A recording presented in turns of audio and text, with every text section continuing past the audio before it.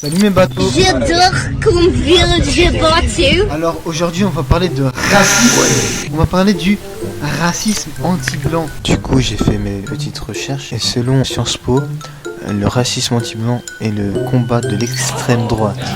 Voilà, extrême droite. Et en fait ils ont carrément modifié la définition du racisme. Et on va regarder deux TikTok de deux personnes qui se font littéralement laver le cerveau par Sciences Po et on va répondre à leurs conneries. Hello, aujourd'hui je m'attaque à un sujet qui fait couler beaucoup de bave sur C'est TikTok. quoi cette voix de pédale là? Ah bah lui il est déjà en manque de testostérone. Les suceuses de YouTube. Avant de jouir, du coup j'ai vraiment éjaculé dans ma main et j'ai tout gobé comme ça.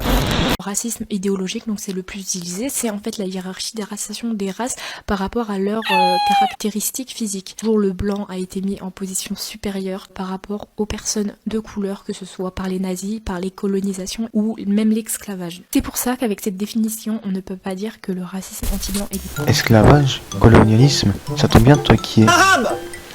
Franchement, l'argument de l'européen esclavagiste colonialisme, alors que tout le monde l'a fait, c'est totalement stupide. Tout le monde a pratiqué l'esclavage et a été esclavagé. Tout le monde a été colonisé et a colonisé. Ça fait partie de l'histoire de l'humanité.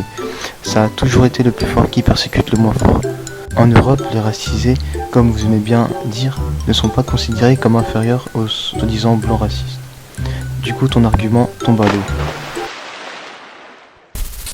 Parce que dans n'importe quelle société, le blanc sera toujours en haut de la hiérarchie et jamais en bas. Ensuite, le racisme comme groupe d'affect, en fait, c'est des simples émotions envers un groupe d'individus. Donc là, on pourrait dire que le racisme anti-blanc existe, mais malheureusement non, parce qu'en fait, on peut juste dire que ce racisme est dû au fait que ces personnes de couleur se soient fait eux-mêmes insulter, rabaisser par rapport à qui ils sont, donc justement, ils renvoient la balle aux personnes blanches. Et enfin, le racisme systémique, c'est une forme de racisme qui est ancré dans une organisation et dans les interactions entre groupes sociaux dans une société. Donc c'est littéralement impossible qu'il y ait quelconque raciste anti-blanc parce qu'il n'y a aucune loi qui dévalorise les personnes blanches. Bien sûr, la discrimination anti-blanche existe, je ne l'ai jamais dit le contraire, mais arrêtez d'appeler ça du racisme parce que c'est juste un manque d'information et une faute de vocabulaire. Manque d'information, c'est plutôt culotté venant de toi. Plutôt que se faire laver le cerveau par Sciences Po, il suffit juste d'aller vérifier par soi-même sur Google pour voir à quel point tu dis de la merdasse.